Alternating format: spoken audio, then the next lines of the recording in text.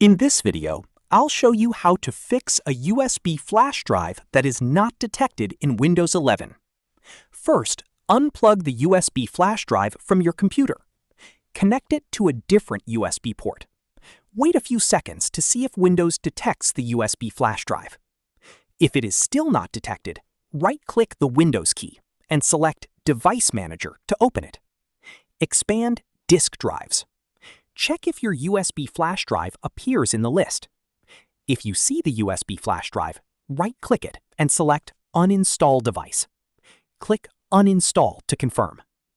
After that, click the Action option in the top and select Scan for hardware changes. Windows will automatically reinstall the required driver.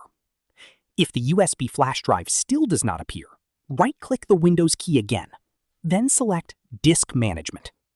In Disk Management, check whether your USB flash drive is listed. If the USB flash drive appears without a drive letter, right-click the partition and select Change Drive Letter and Paths. Click Add. Choose an available drive letter. Click OK. Now open File Explorer. Click This PC.